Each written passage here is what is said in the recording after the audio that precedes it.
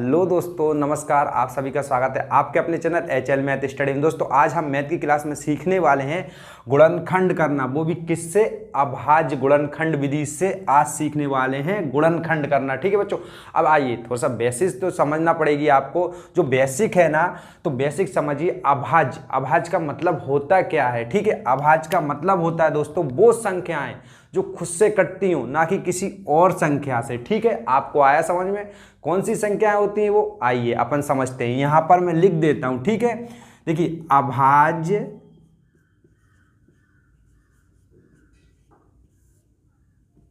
संख्या।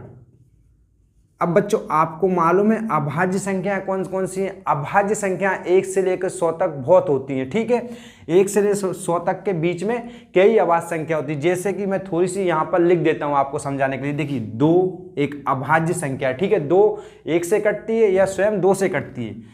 3 एक अभाज्य संख्या है, 3 1 से कटती है या खुद स्वयं से कटती है। ठीक है, देखिए 5 भी एक अभाज्य संख्या, इसी तरीके से 7 भी एक अभाज्य संख्या है। ठीक है, 7 का बच्चों कौन सी होती है? 11, 11 भी एक अभाज्य संख्या है। ठीक है, फिर इसके बाद 11 के बाद आती है बच्चों क्या? 17, 17 भी एक अभाज्य संख्या है। ठीक है, इसी तरीके से बच्चों 1 से लेकर 100 तक के बीच में बहुत अभाज्य संख्या फिर होती है बच्चों कितनी?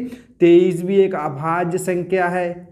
इस तरीके से के ही अभाज्य संख्या होती है। ठीक है, तो बच्चों क्या हो गई? ये अभाज्य संख्या। अब गुणनखंड, गुणनखंड का भी मतलब समझ लेते हैं। जब गुणनखंड अपन कर रहे हैं तो देखिए गुणनखंड का मतलब होता है किसी नंबर को टुकड़ों में बांट देना। देखिए किस तरीके से? अगर आप 10 को टुकड़ों में बांटोगे, एक एग्जाम्पल तो 5 से काटोगे तो कितना? 2 टुकड़ों में बांटा, 2 पंजे 10 होता है। ठीक है, इस तरीके से किसी नंबर को टुकड़ों में बांट देना वो होता है क्या? गुणनखंड। ठीक है, तो आइए जो सबसे पहला अपना सवाल है इसे सॉल्व करते हैं। 120 का अपन क्या निकालते हैं? गुणनखंड, अभाज्य गुणनखंड विधि से। तो देखिए सबसे पहले अपन लेंगे छोटी टेबल। सबसे पहले उठाते हैं इन नंबर्सों में से सबसे छोटी टेबल। अगर उससे नहीं कटता है तो फिर इसके बाद काटते हैं। आप इन्हीं टेबलों से डिवाइड दे सकते हो। ठीक है, जो अभाज्य संख्याएं। तो देखिए बच्चों 120 2 से कट जाएगा, आपको मालूम है पूरी बार 2 से कट रहा है। तो देखिए 2 छिंग 12, 0 की 0। ठीक है, अब बच्चों 60 फिर 2 से काटेंगे अपन। 60 को काटेंगे तो कितनी बार में कट जाएगा? 2 3 6 और 0 की 0। फिर अपन 30 को 2 से काट लेंगे। देखिए 2 एकम 2। ठीक है, 1 बचा, बगल में जोड़ दिया, 2 पंजे 10। ठीक है, अब बच्चों 15 किससे कटेगा? आपको ये याद है 15 कटेगा बच्चों 3 से। 2 से तो ये कटने वाला नहीं है। अपन क्या इसके बाद थोड़ी सी बड़ी टेबल लेके देखते हैं, फिर नहीं कटता, फिर इसके बाद थोड़ी सी बड़ी टेबल उठाते हैं। देखिए 15 3 से कटेगा, 3 5 15। ठीक है, फिर 5 5 से कटेगा, 5 एकम 5। क्लियर बच्चों? अब बच्चों इसका आंसर क्या आता है? देखिए अपन लिखेंगे अभाज्य गुणनखंड करने पर। देखिए 120 बराबर जो गुणनखंड आए 2 गुणा 2 गुणा 2 गुणा 3 और गुणा 5। ठीक है, इस तरीके से आप लिखोगे 120 बराबर कितने? 1 2 3, तो 2 की पावर 3 या 2 की घात 3 गुणा 3 की पावर 1 गुणा 5 की पावर 1। अगर आप इनका आपस में गुणा करते हो तो क्या आएगा आपका आंसर? 120। आप गुणा करके देख लेना, आपका सवाल सही है अगर आपका आंसर 120 आता है। ठीक है, आइए इसी तरीके से अपन दूसरा सवाल सॉल्व करते हैं। इसमें भी आपको बहुत मजा आने वाला है। ये किस तरीके से सॉल्व करेंगे अभाज्य गुणनखंड विधि से। इसमें भी थोड़ा सा अलग टॉपिक है, हटके। अगर वीडियो आपको अच्छी लग रही हो ना, अगर आपको वीडियो अच्छी लग रही हो तो आप वीडियो को एक तरह से लाइक करें और चैनल पहले वाले चैनल सब्सक्राइब करना ना भूलें। दोस्तों मैं आपसे रिक्वेस्ट करता हूं, क्योंकि दोस्तों ये आप तक पहुंचाने में, ये सवाल आप तक पहुंचाने में काफ़ी मेहनत लगती दोस्तों हमारी। क्योंकि अगर मैं इसमें एक भी संख्या काटने में अगर भूल गया तो पूरा सवाल गड़बड़ हो जाएगा और आप मुझसे कमेंट्स में लिखोगे कि आपको तो कुछ आता ही नहीं और आपने मुझे सवाल समझा दिया है। तो बच्चों मैं आपसे इसलिए रिक्वेस्ट करता हूं कि अगर आप चैनल पहले और चैनल को एक प्यारा सा लाइक करें और कमेंट्स करें और चैनल को सब्सक्राइब करना ना भूलें और अपने दोस्तों में शेयर करें। तो आइए कंटिन्यूस करते हैं। तो देखिए बच्चों अपन को जब पीछे क्या है, पीछे क्या है? अभाज्य संख्या 5। तो आपको दिख रहा होगा 5, 5 से कटेगा नहीं बच्चों। अपन को क्या करना है, पहले सबसे पहले छोटी टेबल से काट के देखना है। तो सबसे छोटी टेबल से तो ये कटेगा नहीं, 100% है। फिर इसके बाद अपन लेंगे थोड़ी सी बड़ी टेबल 3 से। तो देखिए बच्चों 2 से काट के देखते हैं सबसे पहले अपन। 2 एकम 2, 1 बचता है। इस तरीके से भी आप काट के देख सकते हो। मैं एक एग्जाम्पल दे रहा हूँ, ठीक है, आपके लिए। आप ये मत समझना मैं काट रहा हूँ, आपको इसमें अच्छी तरीके से समझ में आएगा। तो देखिए 2 से काटेंगे, 2 एकम 2, ठीक है, 1 बचा, 2 9 में 18, ठीक है, 2 एकम 2। अब देखिए बच्चों 5 नहीं कट रहा ना, इस नंबर को पूरी बार कटना चाहिए। मैंने एक एग्जाम्पल लिया है आपको समझाने के लिए। तो क्या करते हैं बच्चों, इस कंडीशन में अगर आपको समझ में नहीं आता कि ये किस टेबल से कटेगा, तो आप बार बार इस तरीके से काट के तो देखोगे नहीं, क्योंकि आपको इन संख्याओं को क्या कर लेना है, योग कर लेना है, जोड़ लेना है। तो आप इन्हें जोड़ लीजिए। एक सरल सी ट्रिक बताता हूं मैं। देखिए जोड़िए, 3 और 5 कितने हो गए, 8 और 3 9 10 11, 11 और 2 कितने हो गए बच्चों, 11 के बाद 12 13, ठीक है, कितने हो गए 2 13, 13 के बाद बच्चों 5 कितने हो गए 18, कितने हो गए बच्चों 18। आप जोड़ लीजिए, देखिए 8 और 2 10, ठीक है, सॉरी 5 है यहां मैं 8 लिख रहा हूं। देखिए 5 और 2 7 होते हैं, ठीक है, 7 और 8 कितने होते हैं, आप जोड़ लीजिए। 7 के बाद 8 9 10 11 12 13 14 15 16 17 18, टोटल कितने हो गए 18 बच्चों। 18 आपको मालूम है किस टेबल में आता है, 3 की टेबल में आता है।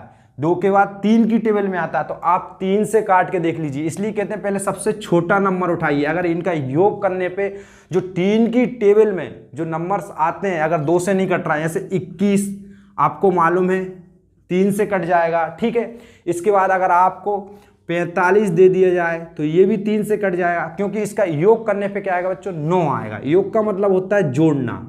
तो 9 किससे कट जाता है, 3 की टेबल से।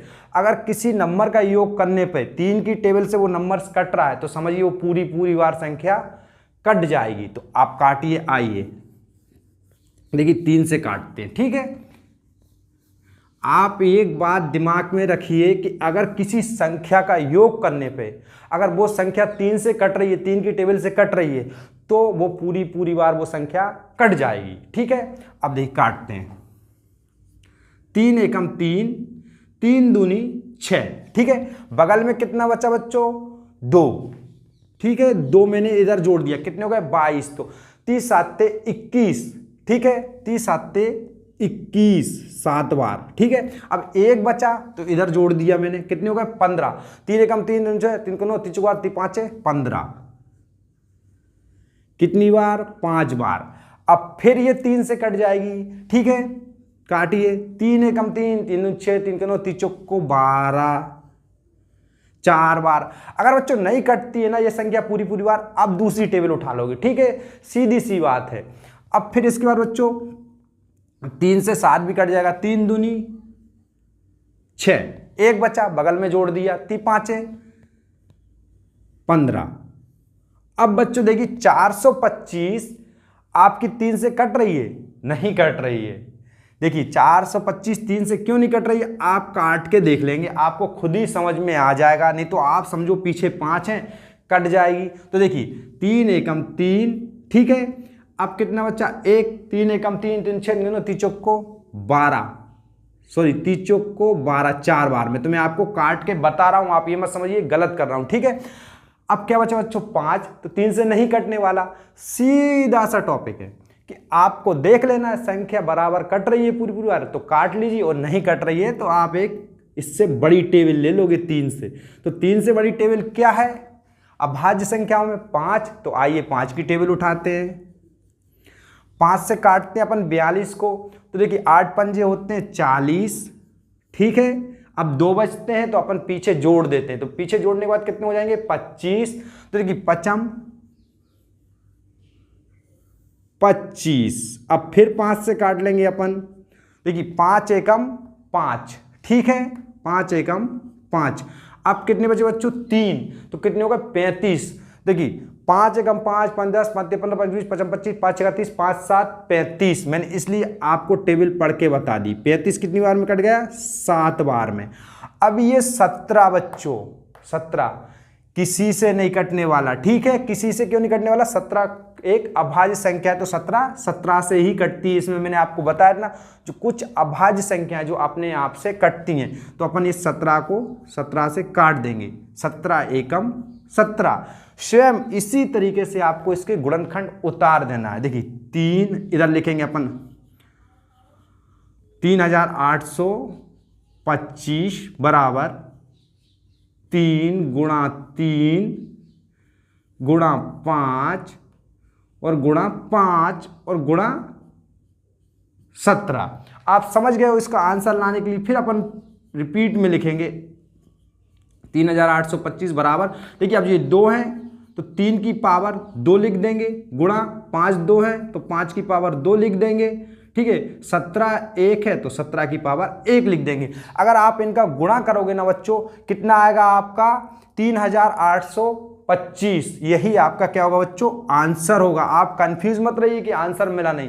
तो इस तरीके से अभाज्य गुणनखंड विधि के सवालों को सॉल्व करते हैं जो अभाज्य संख्याएं होती हैं उनसे, ठीक है, ना कि किसी और संख्या से। अगर वीडियो अच्छी लगे तो वीडियो को एक प्यारा सा लाइक करें और चैनल को सब्सक्राइब करना ना भूलें और अपने दोस्तों में शेयर जरूर से करें। तब तक के लिए दोस्तों जय हिंद, जय भारत। नेक्स्ट वीडियो में मिलता हूँ।